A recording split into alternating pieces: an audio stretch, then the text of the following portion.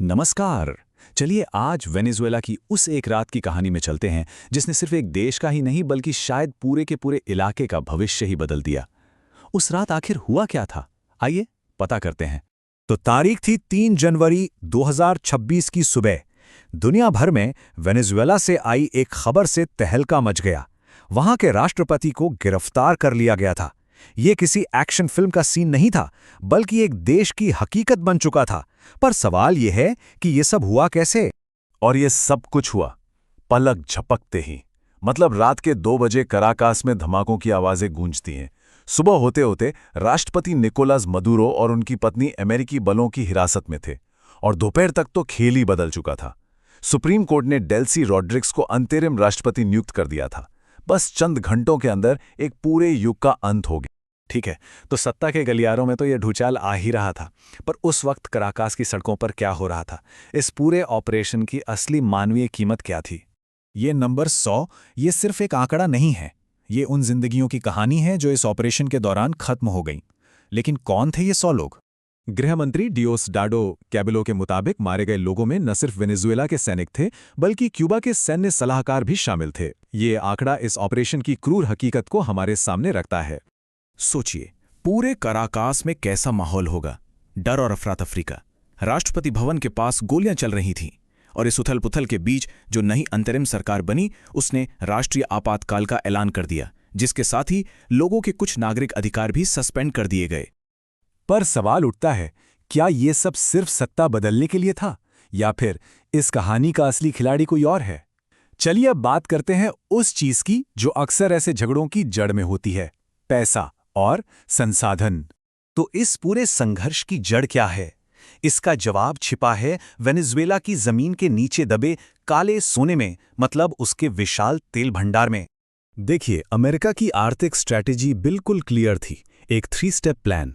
पहला, जो भी वेनेजुएलन तेल टैंकर प्रतिबंध तोड़ रहे हैं उन्हें कब्जे में लो। दूसरा, उस तेल को मार्केट में बेचो। और तीसरा, उस पैसे से वेनेजुएला में एक नई सरकार को खड़ा करो, जाहिर है अपनी शर्तों पर। और कमाल की बात यह है कि अमेरिकी सरकार ने इसे छिपाया भी नहीं। विदेश मंत्री मार्को रूबियो जैसे अधिकारियों ने तो साफ साफ कहा कि अमेरिका अब वेनेजुएला के भविष्य में, खासकर उसके तेल उद्योग में, एक गाइडिंग रोल यानी दिशा निर्देशक की भूमिका निभाएगा। पर यह कहानी सिर्फ वेनेजुएला तक ही सीमित नहीं थी। ये तो एक बड़ी जियोपॉलिटिकल शतरंज की बिसात पर एक चाल थी। असली निशाना तो रूस, ईरान और क्यूबा जैसे देशों को एक कड़ा मैसेज देना था। वो देश जो लंबे समय से वेनेजुएला के साथ खड़े थे। देखिए, जब बड़ी ताकतें अपनी चालें चलती हैं तो इसकी कीमत हमेशा आम लोगों को ही चुकानी पड़ती है।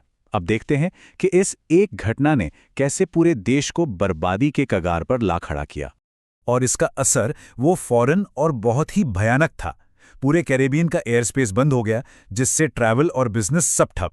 और इकोनॉमिस्ट तो सीधी चेतावनी दे रहे थे कि अगर तेल का एक्सपोर्ट रुका तो देश की अर्थव्यवस्था पूरी तरह से बैठ जाएगी।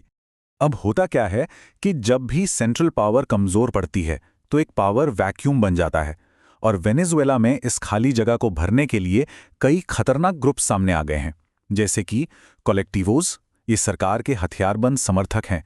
फिर हैं क्रिमिनल गैंग्स और गुरिल्ला लड़ाके।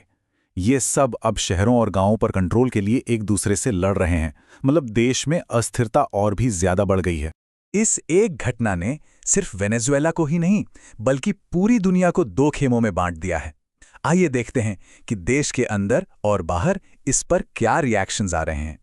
सबसे पहले वेनेजुएला के अंदर की बात करते हैं, जहां इस घटना को लेकर जमीन आसमान का फर्क है। एक तरफ जो नई अंतरिम सरकार है वो इसे साम्राज्यवादी हमला बता रही है, वहीं दूसरी तरफ जुआन गुएडो जैसे विपक्ष के नेता इसे तानाशाही से आज़ादी का नाम दे रहे हैं। इससे पता चलता है कि देश अंदर से कितना टूटा हुआ है। और जैसा देश के अंदर है वैसा ही हाल दुनिया का भी है। अंतर्राष्ट्रीय स्तर पर भी राय बटी हुई है। कुछ देश कह रहे हैं कि कूटनीति से काम लेना चाहिए और वेनेजुएला की संप्रभुता का सम्मान करना चाहिए, तो वहीं दूसरे देश हैं जो भ्रष्टाचार और मानवाधिकारों के हनन के लिए जवाबदेही तय करने की बात का समर्थन कर रहे हैं। और इन सारी सियासी खींचतान और बहसों के बीच वेनेजुएला की सरकार ने उन लोगों के लिए राष्ट्रीय शोक का ऐलान किया है जो इस ऑपरेशन में मारे गए। ये एक बहुत ही दर्दनाक रिमाइंडर है कि जियोपॉलिटिक्स के इस खेल की असली कीमत हमेशा आम लोग ही चुकाते हैं। तो आखिर में हम एक बड़े सवाल के साथ रह जाते हैं। एक ऐसा देश जिसका नेता गिरफ्तार हो चुका है, जिसके सबसे बड़े खजाने यानी तेल पर बाहरी ताकतों का कंट्रोल है, ऐसे में वेनेजुएला का भविष्य क्या है? क्या ये एक नए सवेरे की शुरुआत है या फिर एक और भी गहरे अंधेरे की? इसका जवाब शायद वक्त ही देगा।